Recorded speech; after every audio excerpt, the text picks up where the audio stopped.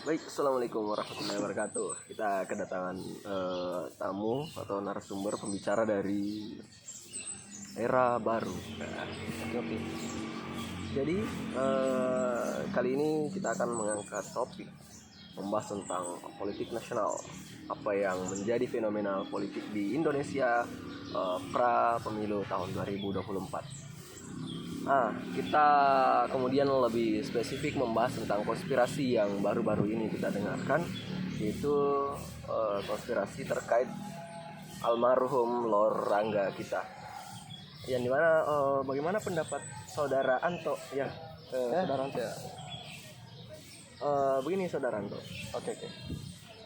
Di sosial media sangat marak sekali yang dimana ada sebuah konspirasi. Masa itu waktu Lor Rangga masih hidup ya respect dia berbicara di salah satu podcast, tidak usah disebutkan podcastnya siapa. Di situ yang menjadi pusat perhatian, yang menjadi statementnya Lor Rangga, yang dimana dia sudah mengantongi nama-nama calon presiden yang akan terjadi yang akan mencalonkan di pemilu 2024 nanti. Di mana Lor Rangga sudah mengetahui 3 bakal calon. Masalahnya Lor Rangga di waktu masih hidupnya itu dia belum melihat sama sekali di media politik manapun, atau bisa dikatakan belum ada isu-isu bahwa ketiga yang disebutkan ini bakalan mencalonkan ya. Jadi saya serahkan ke saudara Anto, bagaimana tanggapannya mengenai konspirasi yang begitu marak di sosial media. Terima kasih Bung Ageng. Jadi sebelum lanjut kita doakan dulu saudara kita, pendahulu kita Lor Rangga Sasana yang telah mendahului kita menuju Sang Pencipta. Jadi betul tadi yang dikatakan oleh Bung Ageng, persoalan konspirasi yang disampaikan oleh Lor Rangga itu kan ada banyak yang kemudian orang-orang menyebutnya sekarang cocoklogi ya, atau apapun itu konspirasi cocoklogi, mulai dari persoalan setiap negara akan tunduk pada satu hal. Muncul COVID. Tidak lama setelah itu kita semua dan beliau juga mengatakan kita akan masuk ke era baru. Betul, seluruh dunia sepakat bahwa kita masuk di normal gaya baru, mulai dari penggunaan masker dan lain. Tapi menarik yang disampaikan Bung Agim tadi, persoalan nama-nama yang kemudian dia pernah utarakan di media, disampaikan di salah satu podcast. Ya betul, yang kalau hari ini kita lihat di media ada 3 ada Pak Ganjar Pranowo, ada Pak Prabowo Subianto, lalu ada Pak Anies Baswedan. Ya waktu itu belum ada ya isu-isu mengenai siapa yang akan maju. Mungkin waktu itu masih ada satu, mungkin cuma Pak Prabowo saja yang mungkin dulu ada isunya bahwa ia akan maju lagi di 2024. Tapi 2 calon lain kan masih belum, karena kita tahu Ganjar Pranowo dulu dikatakan terhalang oleh kehadiran Bu Puan Maharani. Lalu Pak Anies Baswedan dikatakan bahwa dia tidak akan maju kalau Prabowo Subianto masih maju di Pilpres. Tapi hari ini kenyataannya di media bahkan Pak Anies dan Caimin sudah mendeklarasikan mereka sebagai baca pres dan baca pres yang didukung oleh 2 partai besar di negeri ini, yaitu Nasdem dan PKB. Walaupun ada konspirasi juga di sana. Tapi menindaklanjuti apa yang dikatakan oleh Rangga, saya respect sih. Beliau menurut saya orangnya visioner yang dikemas dalam komedi. Yang saya pikir beliau mengemas komedi menjadi edukasi, dan mungkin orang-orang yang melanjutkannya harus dilanjutkan dengan aksi. Itu mungkin akan muncul quote di sini. Quote. Nanti kan quote ya. Quote. Tapi ini bukan kali pertama Lor Rangga memprediksi hal tersebut. Bahkan sampai Lor Rangga ini mendapati julukan The Simpsons versi kearifan Indonesia lokal. Kearifan lokal. Ini unik sekali. Pertama, pra Covid kita belum mengenal itu COVID-19. Lor Rangga sudah membahas hal ini, dan di The Simpsons juga sudah bahas itu.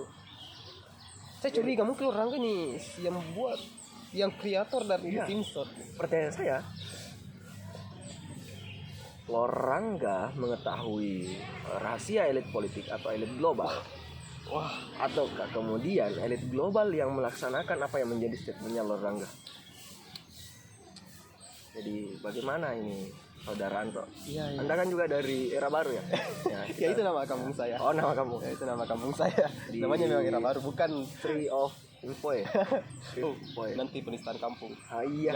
Jangan bahaya. Dulu, Kalau dulu, Info itu sekitar 20 ribuan ya, 40 ribuan jadi bahaya. Jangan. Apa namanya? Oh, desanya desa. Ya, desa era New baru. Era. Ya, New Era. desa era baru, Cot Telimpoe. Kampung halaman saya tercinta. Ya, jadi teman-teman, ya, saya tadi sebetulnya waktu Bung Ageng mengatakan akan saya sebagai pembicara, sebetulnya tidak. Kami berdua di sini selaku teman diskusi saja, tidak ada yang statusnya sebagai MC, sebagai host atau apapun itu dengan pembicara yang dalam hal ini saya tidak ada sebetulnya. Ini sekedar teman diskusi saja, teman diskusi lepas.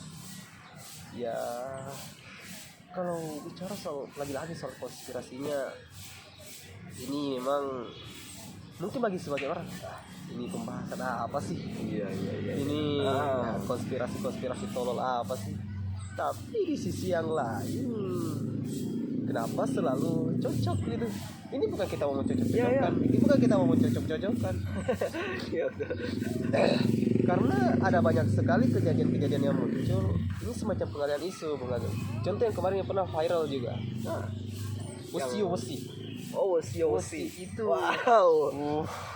Baru Itu bahas saya awalnya wah beneran ini ada orang tahan bacok ini. Wah ternyata berdarah pak. Berdarah dia punya punggung. Pada waktu itu ada isu apa? Ada kasus-kasus yang melibatkan dari ya menyebutnya bintang 3 di bintang 2 di situs tertentu. Lalu kemudian ada banyak sekali. Jadi menurut saya kalau indikator distrust atau ketidakpercayaan masyarakat terhadap pemerintah itu tidak Terganggu. terlalu tinggi dan hari ini terganggu, ya betul juga karena masyarakat juga sudah mulai menilai ini kalau ada isu-isu besar yang melibatkan elit-elit selalu saja ada pengalihan isu yang sifatnya receh. Ya contohnya kemarin persoalan dukun lah, yang itu dramanya saya lihat waduh memenuhi seluruh sosial media, bukan walaupun saya tidak main TikTok tapi katanya di TikTok juga viral, di YouTube juga begitu, banyak sekali kayak pengalihan isu. Jadi masyarakat juga tidak bisa disalahkan dalam hal ini, makanya pemerintah perlu melalui juru bicaranya entah dari institusi mana yang jelas bisa mewakili pemerintah itu mengatakan bahwa memang ini yang terjadi, kebenarannya ini, sehingga tidak muncullah hoax. Dan kemarin Lorangga sebetulnya memberikan pelajaran kepada kita bahwa transparansi itu perlu supaya masyarakat kita tidak terjebak dengan opini-opini yang menyesatkan, apalagi menjelang tahun pemilu. Oh, sepertinya untuk membatasi itu Berat sudah- banget sudah nih Bung Ageng, besar, berat gitu. banget. Saya merasa kelompok saya belum iya. bisa berbicara soal ini. Seperti pengalihan isu Wesi, Lorangga dan sebagainya, Artis bisa yang dikatakan itu sebuah informasi yang agak konyol, bisa dikatakan ya, tanda kutipnya. Tapi kan kemudian media menyuguhkan menggoreng kan itu yang menjadi konsumsi favorit Ya, dari itu yang pengguna menjadi- media Indonesia. Ya, betul. Nah, kan bisa dikatakan ya, negara dengan tingkat literasi yang sangat ya mungkin tidak bisa terlalu banyak berharap untuk menyaring sebuah informasi yang bisa dikatakan akurat, apalagi validasi. Ya kemungkinan ciri khasnya pengguna media di negara ini itu ya kalau mendapati sebuah informasi yang wow tanpa peduli validnya ini informasi, langsung share saja. Ya, betul. Itu yang sebetulnya menjadi betul tadi yang dikatakan Bung Ageng ya, bahwa media, bahwa pemberitaan pengalihan isu juga menjadi konsumsi karena masyarakat juga menginginkan itu. Di satu sisi sebenarnya tadi mengatakan masyarakat tidak salah, tapi saya mendengarkan perkataan Bung Ageng sepertinya kita sama-sama bersalah di sini. Iya. Tidak hanya soal pemerintah, tidak hanya soal urusan para pemilik media, entah itu di media sosial, di media massa, TV dan segala macamnya. Semua punya andil, punya kontribusi terhadap ya rendahnya taraf kita. Ya wajar saja kalau baru-baru ini mungkin arti bukannya saya mau membuka hal baru, pembahasan baru, tapi viral lagi baru-baru ini kan lagu kita, lagu Halo Halo Bandung dicuri sama negara sebelah. Kita saya setuju dengan nasionalisme dan patriotismenya teman-teman di sosial media maupun di dunia nyata mengenai klaim ini ya, klaim dari negara tetangga kita. Tapi kenapa kita baru panas ketika ada yang mengklaim, tapi pada nyatanya yang diketahui oleh masyarakat bukan lagu-lagu nasional, tapi mohon maaf ya, saya tidak menyudutkan orang-orang yang suka genre musik tertentu dari negara tertentu, tapi ya itulah kenyataannya. Saya respect dengan orang-orang yang membela bahwa lagu siapa pencipta Ismail Marzuki, saya lupa.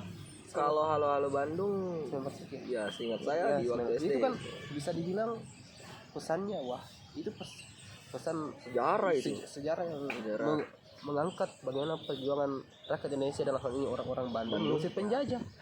Tapi orang-orang malah baru panas ketika orang lain mengklaim.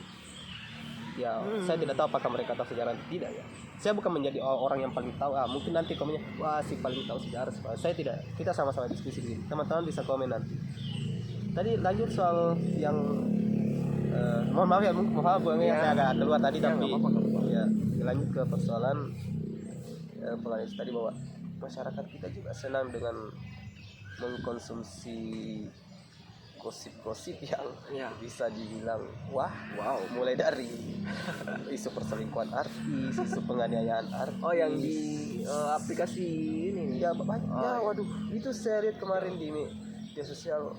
Ini apakah algoritma media sosial saya berubah? Tapi setelah melihat dan mendengar cerita dari teman-teman saya yang lain, ternyata memang ini berlaku umum. Mulai dari hashtag kasihan Gempi, lalu lanjut ke itu yang tadi di ojol itu, aplikasi ojol. Saya agak lucu juga. Kemudian lanjut ke salah satu musisi, sebut saja inisialnya Firdaun. inisial. Itu kan kita 1-2 minggu saya sebut saya kita ya. Kita tidak boleh mengatakan bahwa mereka, tapi sebut saya kita. Kita ini menghujat bla bla bla bla. Akhirnya lupa kepada hal-hal lain. Baru naik, baru pusing ketika kenapa si Fredrin level 15 ini berubah hukumannya dari hukuman has been slain menjadi immortal. Pakai immortal. Iya. Semua apa yang terjadi sebetulnya? Kemudian menyesal hukum Indonesia telah mati. Iya, karena kita tidak mengawal ini dengan baik-baik. Hanya fokus saja ya mungkin seperti yang kita lakukan bacot saja. Ya seperti yang kita lakukan sekarang bacot saja tanpa aksi. Walaupun yang seperti dikatakan oleh Bung Karno bahwa yang sering saya lihat quotes-quotesnya bahwa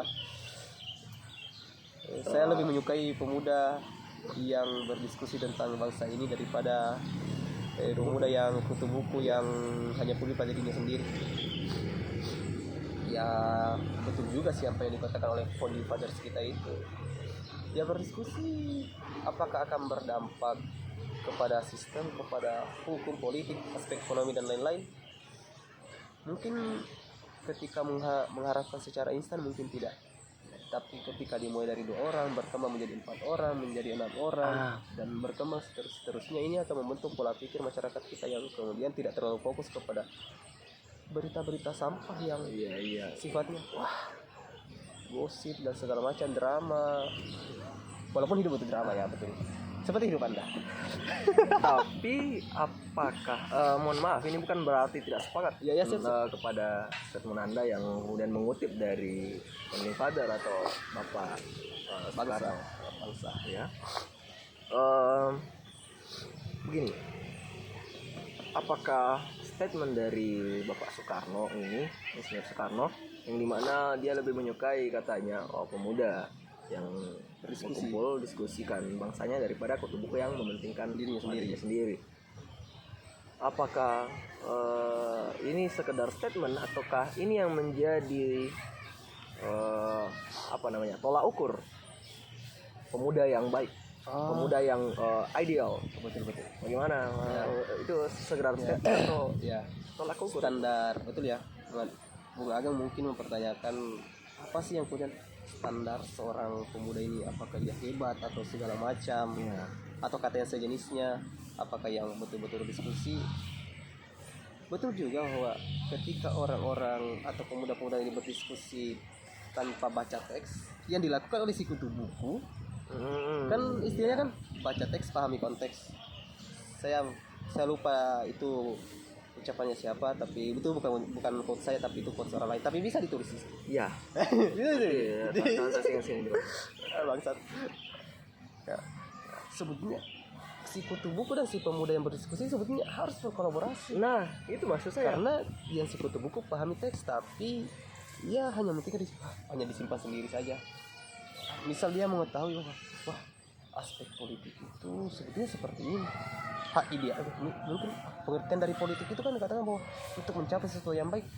Nah, tapi ia hanya terfokus di situ saja. Nah, pemuda-pemuda ini hanya terfokus melihat, mereka kan pemuda-pemuda berdiskusi kan mungkin saja hanya melihat politik kita, tidak usah anti saja pada politik, mereka hanya mementingkan dirinya sendiri. Nah, di situ sebetulnya titik diskusinya yang baik. Wah, si kutu buku mau tahu tujuan dari politik itu seperti ini, yang baik seperti ini, dan cara-caranya dia juga tahu.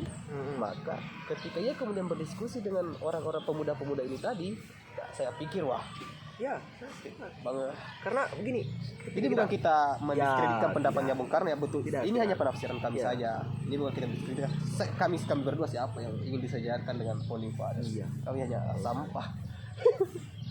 Ya, silakan. Mungkin begini, ketika kita terlalu mengacu pada kata-kata lebih baik yang berdiskusi, berbicara tentang bangsanya atau daripada pemuda kutu buku ini. Masalahnya apa yang mau didiskusikan? Ya, ketika informasi itu bukan ya, dari buku. betul. Apakah cerita ini cerita ya seperti cerita angin lewat saja? Ya, Nah, kemudian besok terulang lagi, kan kemudian buku yang memperkaya diksi kita. oh iya. Yang hari ini kita bahas ini, besok lain lagi besoknya. Oh iya, betul.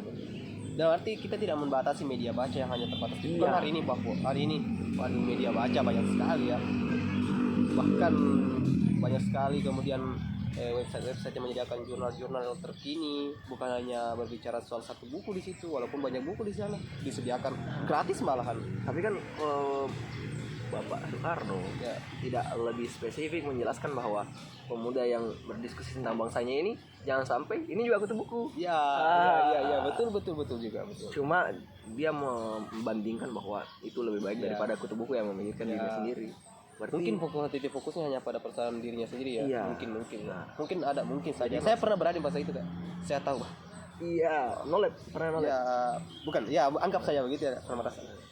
Sepertinya orang-orang ini tidak paham teksnya. Saya tahu, tapi saya tidak akan beritahukan. Saya hanya memuji diri saya sendiri. Mungkin Iya. itulah saya yang dimaksud oleh Soekarno waktu itu. Saya pernah berada di fase-fase itu. Saya mahasiswa baru. Memang menyenangkan sekali. Merasa paling hebat. Iya, lagi memakai masker, kemudian topi. Wah, ketika kita melihat orang-orang lagi membicarakan sesuatu. Padahal, tapi kita merasa seperti ada tidak paham mereka. Tapi kita tidak beritahu kan. Kita serasa sebagai MC overpower ya. Superior. Iya, superior, bukan lagi overpower. Nah, kemudian mereka ini seperti NPC kayak kita. Apa sih? Iya. Apa sih?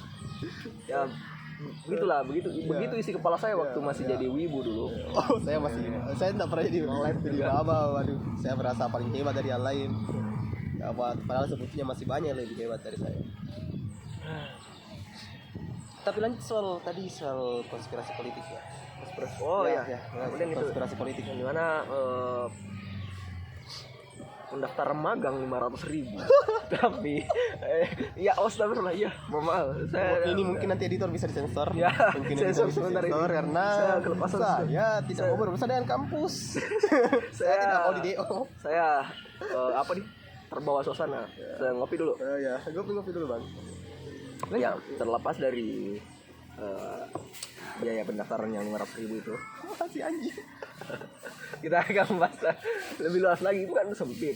Kalau kita membahas yang skala nasional itu kita akan bahas juga ini nanti. Oh iya, siap. Nah, seperti fenomenal politik yang terjadi di Indonesia, kita lanjut lagi. Yang dimana apakah ciri khas politik itu plot twist sekali? Oh iya. Nah itu Iya. potensi ya kita tahu kan? Oh iya, maksudnya yang paham maksudnya. maksudnya kan selalu menimbulkan kejutan. Jadi masyarakat merasa ini orang ini betul-betul serius gak sih mau maju mengatakan bahwa saya berbeda dengan pemerintah yang berkuasa sekarang, maka inilah visi misi saya. Tapi ujung-ujungnya bergabung dengan orang-orang yang dari pemerintahan juga. Wah, jadi kan masyarakat jadi bingung. Ini sepertinya sama saja. Nah, itulah yang kemudian mungkin ya dari beberapa pemilu serentak, pilpres atau apapun itu banyak sekali angka golput. Ini kan kalau tidak saya lah, mungkin bisa dikoreksi ya Bung Ageng atau teman-teman yang menonton video ini. Kalau tidak salah di pemilu tahun 2019 itu ada semacam perintah atau apa yang menyebutnya. Saya takut menyebut sebuah istilah dari suatu agama mengatakan bahwa begini hukumnya ketika Anda tidak ikut memilih. Iya. Mengatakan saya sepakat mengatakan bahwa kita begini hukumnya ketika tidak memilih pemimpin atau golput. Tapi pemimpin seperti apa yang dimaksud? Apakah pemimpin yang karena dalam arti begini, ketika kita tidak ikut berpartisipasi maka kita tidak punya kontribusi, tidak punya andil terhadap pembangunan bangsa ini misalnya. Tapi orang-orang ini merasa yakin dalam diri mereka bahwa ya mau saya memilih mereka mau tidak, ya kondisi ini sama-sama saja. Itulah yang kemudian lanjut ke persoalan tadi, selalu berakhir plot twist ya. Kalau dari aspek historis, mohon maaf ya teman-teman, mungkin bahasa saya terlalu bagaimana. Saya berusaha untuk mengurangi, tapi aspek sejarah pemilu 2019 itu ada juga plot twistnya, di mana pemilihan wakil presiden itu juga di akhir-akhir, dan ada kejutan juga di sini di tahun ini juga begitu, dari koalisi C. Hanya hitungan hari, Nggak cukup 1 hari kayaknya. ya itu yang masyarakat semakin mungkin betul yang dikatakan Aldi Tahir. Anda bingung, saya bingung, kita tidak bingung ketika berada di surga. Iya. Respect for Aldi Tahir. Saya tidak mempromosikan Aldi Tahir, tapi respect dengan kata-katanya. Iya. Betul memang. Sangat kemudian terbuka sekali. Masih menjadi calon, masih menjadi bakal calon. Dia sudah terbuka. Dia sudah jujur, apalagi nanti ketika sudah duduk. Lagi-lagi ini tidak ada unsur kampanye ya teman-teman. Kami tidak berada di dapurnya Karena Aldi kami Tahir. juga Bukan dapurnya Aldi Tahir. Ya, ini kita bukan mengkampanyekan Aldi Tahir, karena kami juga yakin bahwa dia tidak akan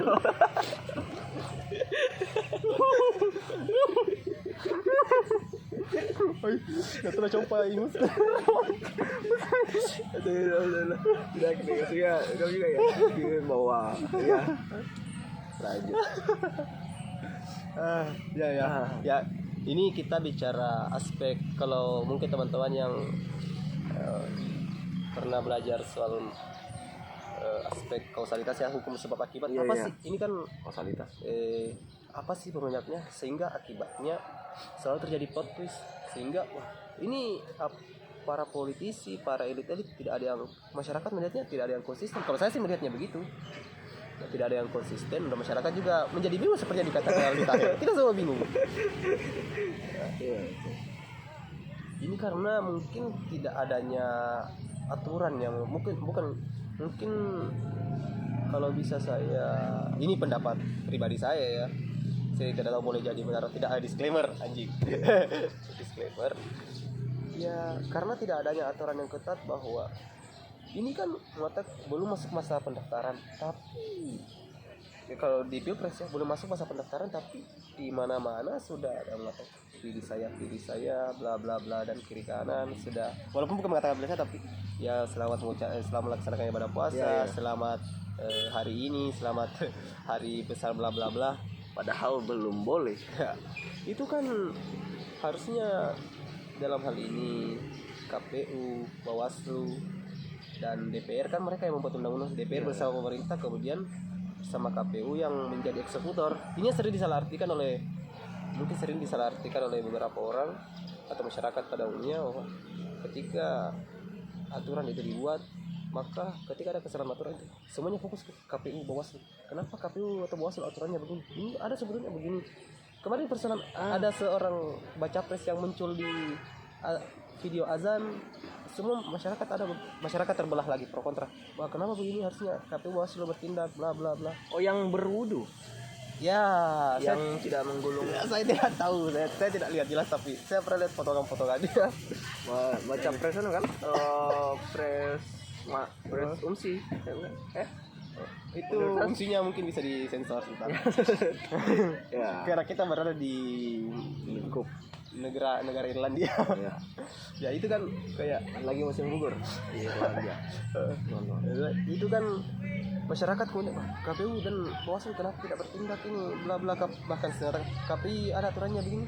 Iya. Kenapa buat lalu dikatakan KPI atau KPU? KPI juga Komisi KPI. Penyiaran. Oh iya. Mereka iya. juga, wah ini Nah, kita ada ya, pembahasan sebentar situ ya. Saya katakan bahwa ini kenapa KPI, KPU atau Bawaslu tidak bertindak, aturannya kenapa dibuat multitafsir. Seharusnya masyarakat juga menuntut pada wakilnya, karena yang membuat aturan itu disepakati di Dewan Perwakilan Rakyat bersama pemerintah dan dilaksanakan oleh KPU dan Bawaslu. Itu yang seringkali di kita ya, masyarakat kita sering disalahpahami bahwa berarti yang harus di ya karena ya kita hanya punya akses terhadap bukan akses seperti kita hanya punya akses terhadap, kan mereka wakil kita. Nah, Ya. artinya kita punya akses terhadap mereka dong. Ya. Pak, Bu, yang terhormat yang duduk di kursi dewan, mungkin apakah harus bahasanya kayak mengemis seperti itu? ya tidak apa-apa, kan kita rakyat kecil ya. Kan Kita tahu. Wakil kita Iya, itu. yang Maksudnya yang mereka- ketika pemilu mereka yang mengemis. Jadi ya kali ini saya percaya hukum karma itu pasti jadi. Ya jadi money politik. Ini ini saya tidak mau nyambung situ. Lagi-lagi soal yang tadi adanya plot twist itu karena tidak ada aturan jelas mengatakan. Ini jadi orang-orang buat piagam, perjanjian, bla bla bla, koalisi segala macam, kumpulkan orang, deklarasi, tapi ujung-ujungnya pindah. Jadi masyarakat seperti dikatakan kita bingung kita. Bingung kita. Bahkan sekarang persoalan batas umur pencapresan, batas umur cawapres yang saya tidak tahu apakah sudah keluar, kayaknya belum ya, belum diputuskan oleh Mahkamah Konstitusi. Ada indikasi bahwa ini upaya untuk meloloskan bukan salah satu putra sulung dari presiden untuk maju di pilpres, karena di aturan lama kalau tidak salah 40 tahun minimal usia cawapres, 40 tahun dan 42. Tapi ada pihak yang melakukan judicial review ke Mahkamah Konstitusi menggugat bahwa usia cawapres 35 atau 36. Ini kan Itu sama ya? Iya, ini presiden dan wapres itu sama. kayaknya beda. Kalau presiden berapa? Kalau tidak salah kalau presiden itu 42, tapi 42, 48, 42, cawapresnya 40 kalau aturan sekarang ya. Tapi kan ada pihak-pihak yang berusaha untuk ke MK, dan katanya sih sudah ada keputusan tapi belum diumumkan. Ya itu yang lagi-lagi bingung kita. Lagi-lagi bingung. Memang kita. benar Susah. sekali. Ya. Pelik memang. Karena seperti di off air tadi ketika si pakar politik yang si paling paham politik mengatakan politik adalah kuncinya, si paham ekonomi mengatakan bahwa ekonomi adalah kuncinya, bla bla, hukum dan segala macamnya. Jadi bingung lagi. Ini sebetulnya kuncinya di mana sih? Nah, seputar Apakah Jawa adalah kunci atau tidak. Kita tidak akan membahas tentang ini tuh. Kemudian tanggal berapa sekarang? 18. Iya, Bulan 18 September 2008. Berarti 8. Kita ada di kira masa lalu. 18 September Kita ada di masa 1995. lalu. Hampir ya. Ini saya liput di 2008 teman-teman. Jadi rencana saya akan upload di tahun 2023 ya. Oh iya. Bentar sekali bohongnya.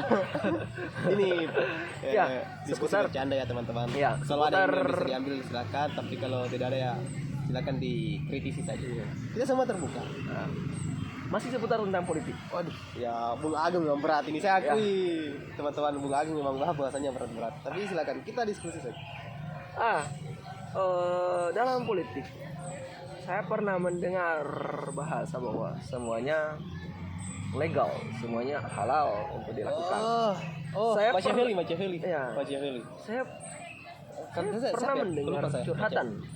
Saya pernah mendengar curhatan banyak sekali teman-teman saya di mana dia mengurus administrasi atau mengurus hal-hal yang berbau akademisi di salah satu kampus, tapi lagi-lagi yang terkait ini, oknum yang terkait ini, dia akan memberikan jaminan nilai yang bagus, tapi dengan syarat mengkampanyekan pilihannya juga. Aduh.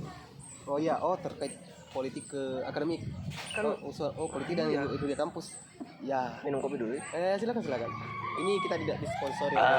Nikmat sekali. Masuk kopi.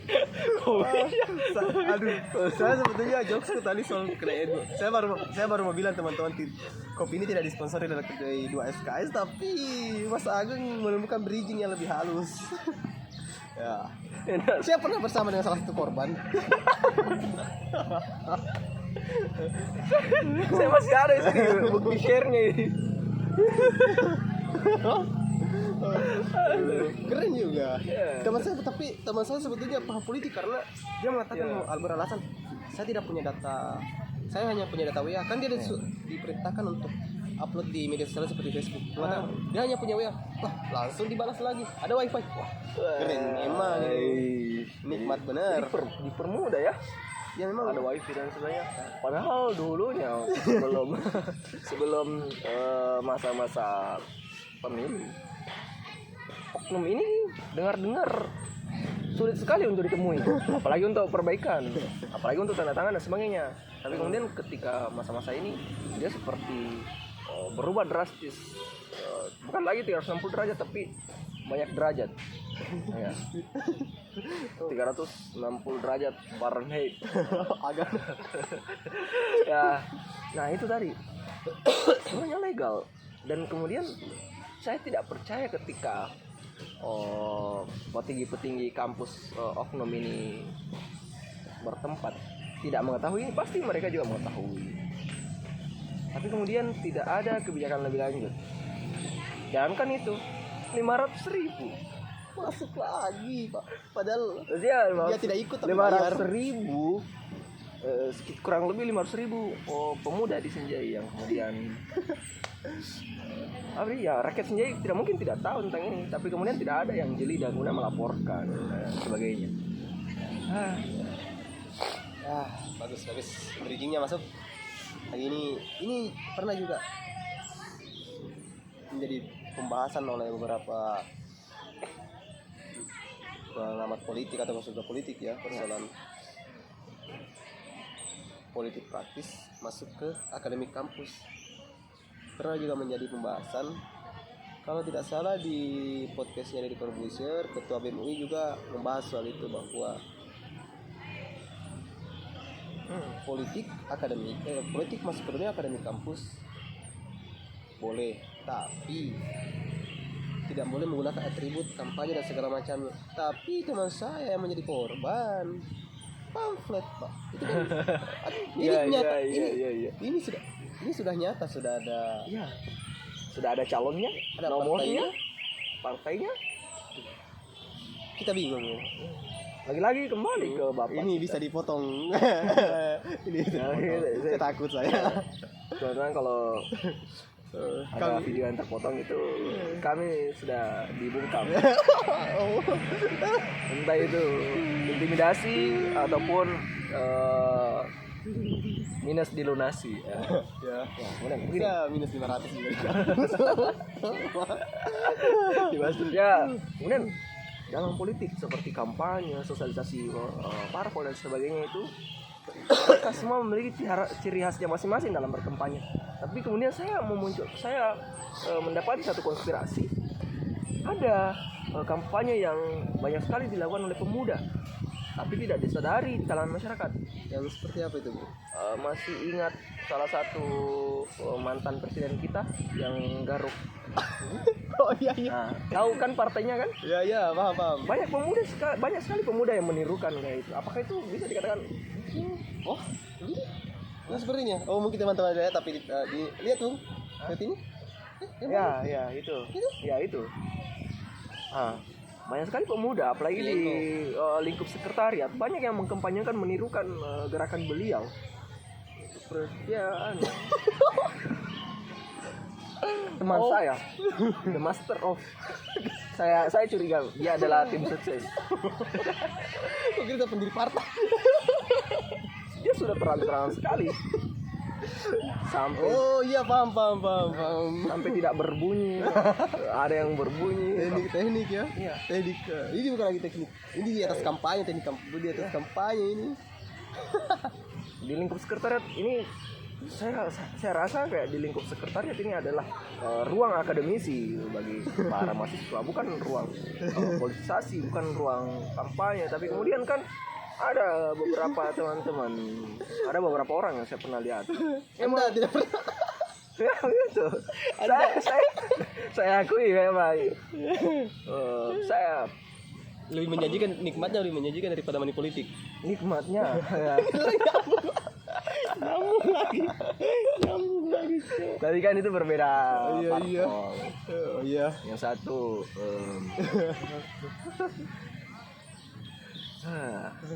Astaga.